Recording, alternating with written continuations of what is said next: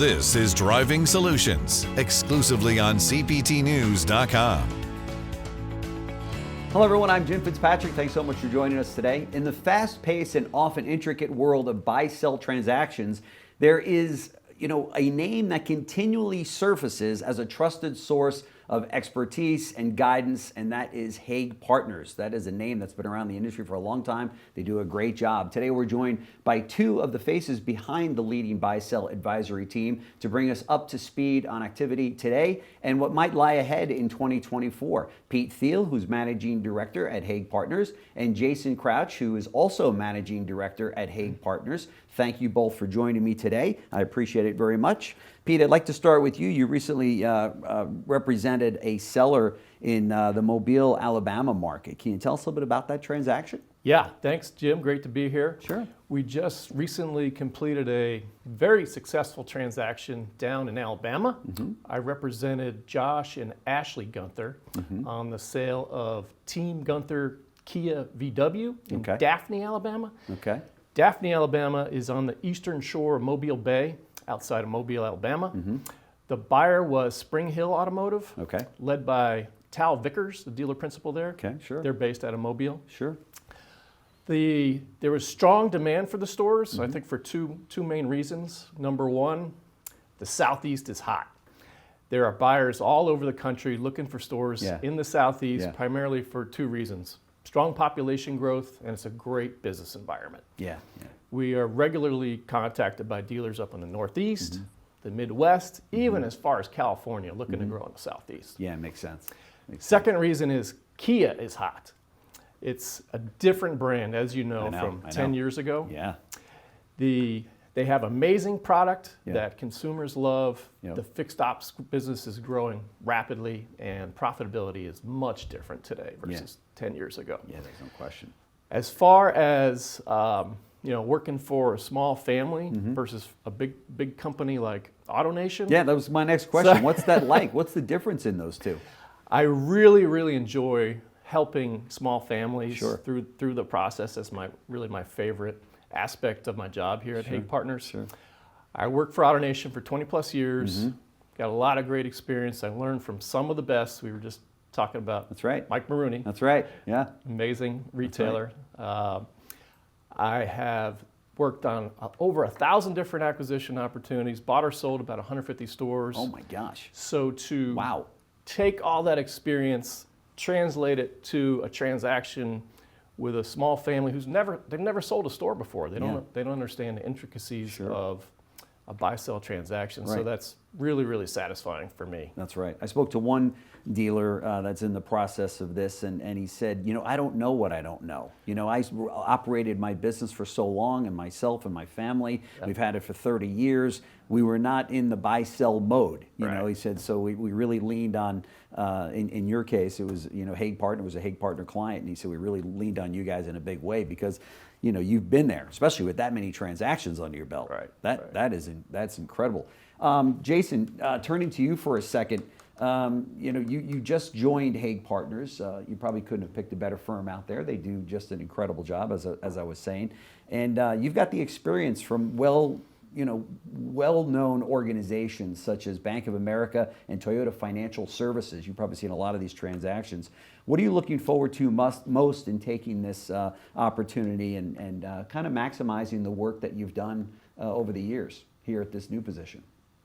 Yeah, you're exactly right. I've had an opportunity, and I would say it's a luxury to work with the dealer body for the majority of my career. And I've worked on a ton of different growth strategies, whether it's organic within the store or acquisition, construction projects, profit optimization, income development, things like this. And I don't see much more rewarding opportunity than to help them maximize the value of their life's work, which is what we say, right? And when I think about what's most exciting, it's really about, if you go on our website for haigpartners.com and you look at the About Us, right? Everyone on that webpage is actively involved full-time in the industry or with our business.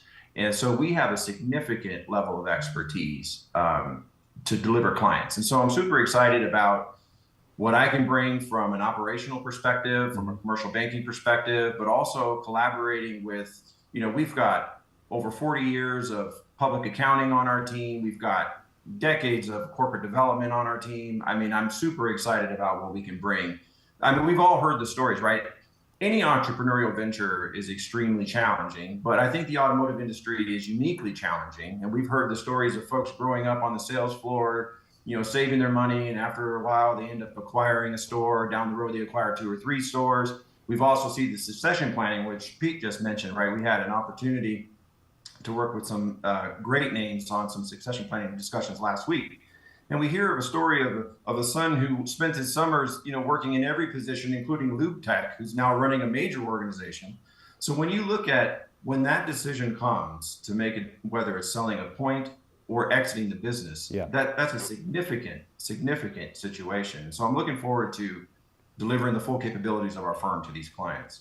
Yeah, that's fantastic. Now, we all know and we've heard that that values are negatively impacted right now. So let me start with you, Pete. How is this impacting the buy-sells that we see? You're absolutely right. Values are declining. And why is that? It's because profitability is coming down. Right. As inventories come back, there's more cars available, supply it exceeds demand, front-end grosses are coming down, which is affecting profitability. Right. We estimate blue sky values are falling about 1% a month this year. Okay. It's not terrible. Not terrible. Right. And values are still high compared to pre-pandemic, but they are coming down. Okay. And that is affecting the buy-sell market a little bit. Okay. But despite that, the activity is still very high. Okay. We are very busy working on a lot of transactions across the country. Why is that? Well, look at it from the perspective of a buyer. Number one, they have very strong balance sheets right now. They have a lot of cash built up over the past few years with record profits. Yeah, of course. They need to put that money to work. They have high confidence in the industry right now. A lot of the big threats that we saw 3 to 5 years ago are not as much of a concern today. I'm talking about autonomous vehicles, the agency model, and electric vehicles. There's a lot of pent-up demand out there on the new vehicle side, which is going to be wind at the back for dealers for a few years. Fixed ops business is still very, very strong and growing. The average age of a vehicle today is over 12 years. Yeah, that's good. And that's good for people need service. to service their cars. Yeah, that's right. And then consolidation continues. A lot of smaller dealers believe they have to grow in order to compete against the big players in the industry. So there's a lot of buyers out there looking for stores. And then on the sell side, Jim, what do sellers like as part of a transaction? They love high prices. That's right. So, like we just said, transaction values are still high compared to pre-pandemic. So it's still a great time to sell. I was going to say, and maybe Jayson, this is where you can jump in as well, and that is that numbers were so incredibly high that we, some of these transactions that we saw literally in the billions of dollars, that the fact that they're coming down at the rate of 1% per month, if I'm a seller, that doesn't scare me at all because they were so, it's kind of like the sticker price of a car, so it was so out of whack here, I think. I say out of whack, but it was so crazy here in the last couple of years that, 1% per month, that's nothing. That's still a great seller's market as far as I'm concerned, right? Yeah, I agree with you. And so, if you purchased a store last year, the investment thesis is still good, right? Because the profitability was coming down a little bit, but at the same time, you had I guess you could say cheat time, right? So you bought in and then your entry multiple gets pulled down. Currently, I think it's even a more attractive market. Last week, we saw the publics produce all their financials, right? Revenues were very, very strong. Net income was down, and it's mostly margin compression, right? Interest rates are higher, inflationary prices, and things like this. But at the end of the day, the demand remains very, very strong. We're still heading back toward a 65 million unit industry, right? And I think the activity is going to continue. One thing to note was AutoNation had it called out in their actual Q3 that, today M&A activity is more attractive than it was, right? So it's the investment thesis remains strong. We don't know where the overall valuations are going to land in terms, as it starts to decline, like Pete had mentioned. But overall, the central thought process is it's going to end up balancing somewhere north of where it was pre-pandemic. So at the end of the day, these are still very, very valuable assets, and I think the activity is going to continue to remain. Some of the largest names in our industry are really sub 4% overall market share. I think that the competition, the EV transformations, digital, customer omni-channel experience, all of that's going to continue to drive and consolidation. I think we're still at the beginning of it. The other thing I would bring up is as groups get larger, they tend to attract more top talent. Top talent wants to climb and grow, and the more opportunities they have to land and grow in your organization, the better. So I think it's all going to be very favorable going forward. Sure. Pete, with values declining, interest rates still at an all-time high, I shouldn't say an all-time high, we've seen higher, right? I'm reminded of the 80s when they were 17 and 18%. Right. But what are the buyer and seller expectations, are they further apart now from what they were previously, and how, can a buyer or seller ensure success in a transaction? Well, to me, it's all about the marketing process. At Haig Partners, we've been honing the process for years. We're looking to continuously improve it, and it proves results. We've sold a number of stores the past year and set record prices. I know. It starts with providing a valuation for our clients up front, what we think the stores will bring in the market today. Number two, we build a comprehensive set of offering materials. So this is a marketing package that includes every single point a buyer would need to understand the opportunity and make an investment decision. This is really important. We put a lot of work into it up front, and it really sets us apart from our competition. We have great relationships with buyers across the country. We're doing this day to day. Yes, we do have relationships with the big public companies and the big regional players, but we also have hundreds of buyers on the sidelines looking for stores, certain brands in certain markets across the country. Once we narrow it down to a specific set of great buyers for a particular opportunity, we run our competitive bid process.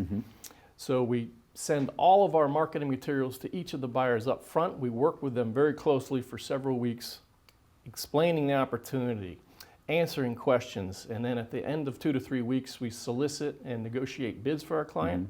Once we agree on a price, we really work hard to make it a smooth transition to closing. We assist with due diligence questions and assist with contract negotiation with the lawyers. Yeah, it's a process. So the process is very, very important. We do a great job at Haig Partners, and it really makes a difference on a successful transaction. Yeah, for sure. How important, Jayson, is confidentiality in something like this when a dealer's talking to you about selling their store, right? I mean, it's got to be at the top of the list, right? Absolutely. You don't want to get rumors in the market, right? It's just a distraction. It could erode the value of the overall organization because it starts to impact performance. Yeah. So what Pete had mentioned earlier, I wanted to kind of piggyback on for two reasons. The comment that you just made, Jim, was about the confidentiality. We have an exclusive buyer list, right? So it doesn't matter. You don't want to go out to a volume of buyers. You want to know that you're going to a targeted group that your seller understands, and so you socialize that with your seller, you prove it, you go strictly to them because you know that they're capable and that they're going to execute well. The other thing that I wanted to mention is, you don't want to go one-to-one. The competitive bidding process is really important because it's easy to go out to the market and say, okay, here's the multiple for this franchise, but that doesn't necessarily mean that that's exactly right. I think saying, okay, it's a declining profitability against this multiple on this asset could be a potential mistake and leaving money on the table. I think at the end of the day, having the comprehensive offering materials that Pete just mentioned, given the full story of the franchise, and then going to the correct buyers and creating that competitive bidding process is how you maximize the value and you ensure execution. So I think it's very important to just say, to not just go one-to-one or, arrange, whether it's a competitor in your market or just go straight to a buyer. I think it's very important to have those offering materials, keep it confidential, and make sure that there's a competitive bidding process in there. Sure. Yeah, makes sense. Jayson, while I've got you, and we'll stay with you for a second here, what do you say to those dealers that are thinking about exiting the business in, let's say, 3 to 5 years from now versus doing something today? What advice would you have for them? I mean, for dealers that might be having some growth anxiety, those who have been thinking about growing but are kind of unsure if they should do that because of the declining values, what advice do you have for them? Yeah, so on the seller side, if you're looking to exit in the next 3 to 5 years, I mean, today is a great market to sell into. I mean, I know that the profitability is coming down, and like we had mentioned before, but I don't think it's scary. I don't think it's a bad market to sell into.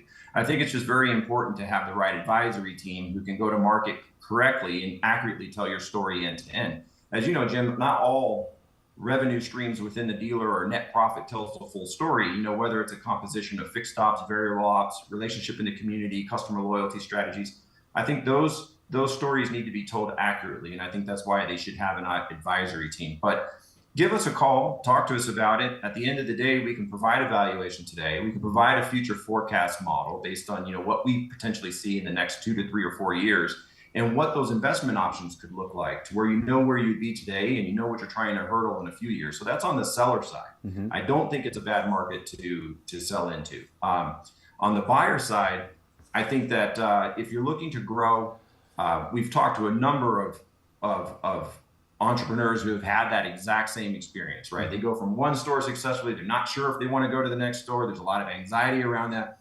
And they flat said, hey, I've acquired my second store and realized that my overall strategy is very sound. Yeah. Then they go back and they do another, you know, they do a third purchase, fourth purchase, and they realize that they've got this under control. And what I think is important is we've got some content coming out, you know, on our LinkedIn, on our website. We're going to be hosting additional conferences. I would suggest dealers get involved with us more often and discuss these kinds of real strong topics with their peers. I mean, it's important to kind of learn and grow. And I know there's other opportunities out there for them to collaborate, but I definitely suggest that they go online, check us out on Twitter, aka X, or X, aka Twitter, and then go on our LinkedIn page and just see what we're putting out there, connect with us and talk to us about it. And as you mentioned earlier, highly confidential conversations. One of the things that I would mention, going back to my earlier comment about joining the organization, obviously the organizations that I've been a part of in my entire career have always been at the top tier of their industries. Mm-hmm. Same thing with Haig Partners.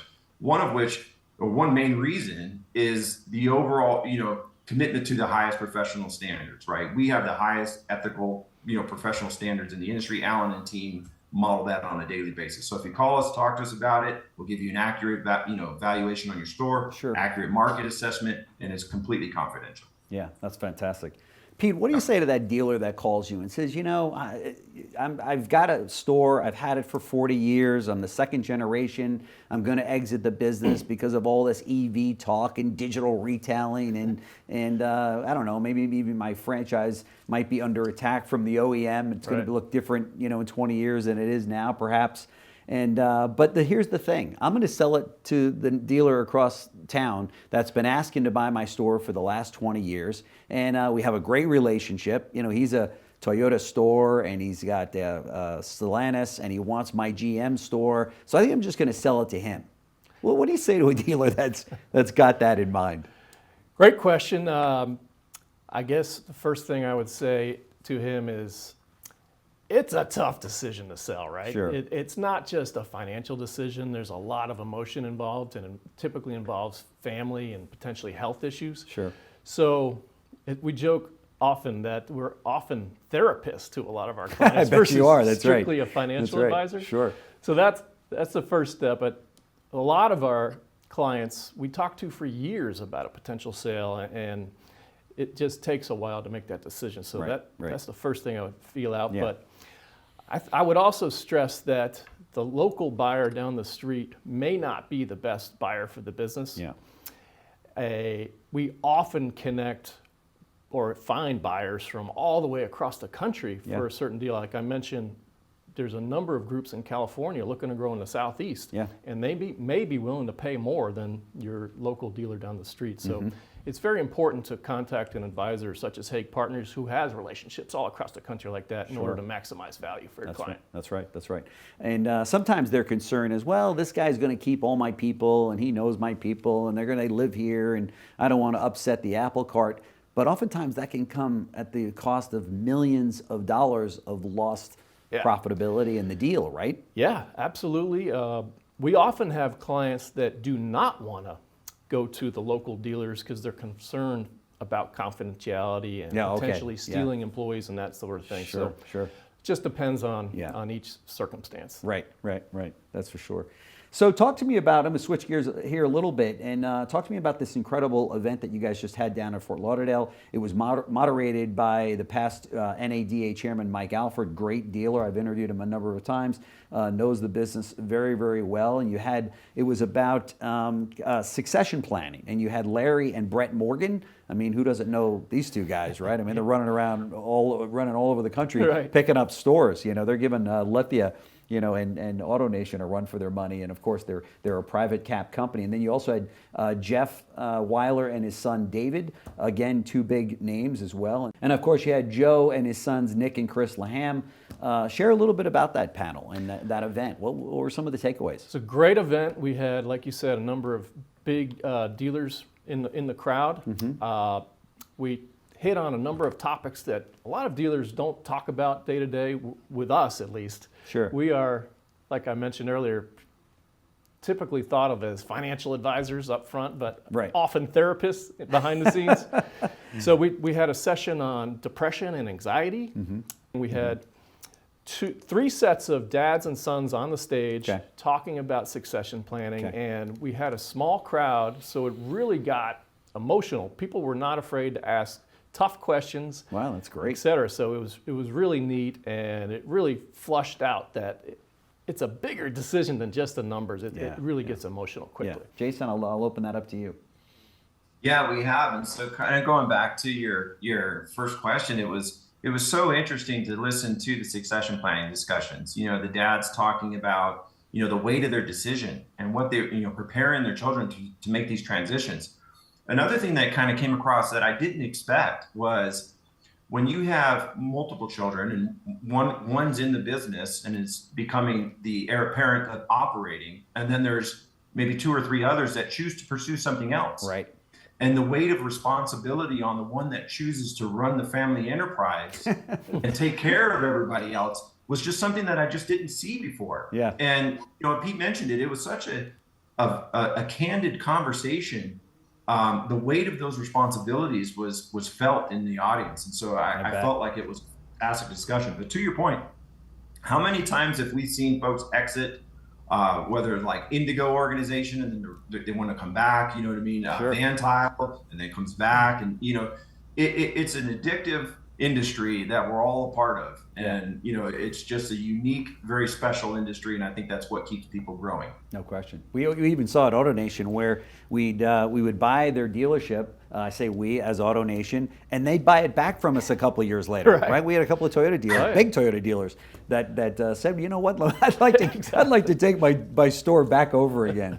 So I guess it's just to your point, it gets in your blood. It's an awesome industry. Amazing industry. I think that it's easy to say on those tough days, yeah, I'm going to retire. I'm fed up with the car business. Give me my fat check. And to your point, maybe I'll buy a big yacht at the boat show, and that wears off after about 6 months. Versus how much golf can you play, and they're still reading automotive news, and they still want to be in the game, right? Exactly. So you probably get those calls too to say, hey, listen, I'm ready to buy a store. Oh, we do all the time. We have clients that sell. 3 to 6 months later, their golf game's not improving, and they call us right back. That's right. So, and I appreciate all the time you guys have given me today. Just a couple of questions. What's your take on 2024 as it relates to the buy-sell market? Will it be a good year? Yeah, it's still going to remain active. We're going to sell. At the peak, there were over 700 stores sold in 21, mm-hmm, over 622. We're going to probably be close to 600 this year again. Wow. Maybe in the 500s. That's huge. Yeah. We'll probably sell 500 stores next year as industry as a whole. So it's going to remain active despite values declining. And Haig will sell 450 of them? That's our goal. That's our goal. that was good news for Alan if he's listening, right? Right. But what's your take on that, Jason, in terms of next year? I agree. I think there's going to be continued consolidation. I mean, I think in 2020 we saw the aggressive growth targets for Lithia, Sonic, Asbury for 2025, right? Mm-hmm. Lithia, I think, was targeting $50 billion in revenue. They're averaging, I think, just short of $4 billion a year in acquired revenue, but not all of that is going to be in the United States. They're a global firm now, but I still think there's going to be a lot of growth in terms of buy-sell activity, not just from consolidation, but from portfolio optimization as well, right? Sure. Trading out certain assets and replacing with others. Yeah. So I see it continuing to be very, very strong. Sure. Let me ask you this, Jason. I interviewed one dealer that was at a standalone Chevy store, albeit it was a pretty high volume store. They were doing 325 units a month, new and used. They've been there for 30 years. He said, I'm selling this year. So why are you selling? And he said, well, because I don't believe that the future is that strong for a standalone store. He said, I think that in the next 10 or 15 years, the industry is going to be made up of about 20 major players that will own 80% of the dealerships that are out there. Is he wrong on that, or what's your take on an observation like that? I think certain markets and certain brands, single point's going to get more challenging. You know, what I mentioned earlier about digital, I think, access to inventory, I think talent acquisition, things like that is going to get more challenging. Now, I think we've talked in the past about like a Toyota in a metro market, single point, you're probably going to be okay, right? But I think there's benefits to scale. And I think if you have a strong regional brand, you're going to be fine. It's competing against the nationals. But I think remaining as a single point could become more challenging over time. Yeah. Pete, what's your take on that? I agree. There's still, in fact, in our succession panel with Larry Morgan, that topic came up. And Larry was under the opinion that single stores will be okay, not like what a lot of people are saying in the future. And his thesis was that entrepreneurial spirit in the store, for single owner owning one store can often beat a big player in the industry like an a little bit more AutoNation. nimble, right? And can change quicker and also maybe has a better relationship in some cases with that community where people feel a little bit more loyal. And I know in that case, you guys put the deal together for that record-breaking Toyota store, Al Hendrickson Toyota, which was huge. And Al Hendrickson enjoyed such an incredible name there in Coral Springs, the Fort Lauderdale market.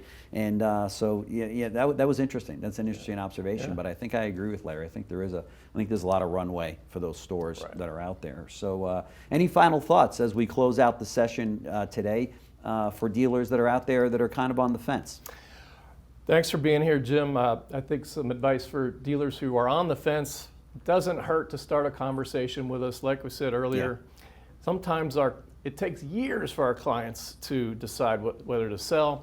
We can help along the way. We're a trusted advisor. We can offer no cost valuation to them at any point during the process. We can obviously keep them updated on what's going on in the buy-sell market, and then we can also provide suggestions on prepping for a potential sale in the future. Okay.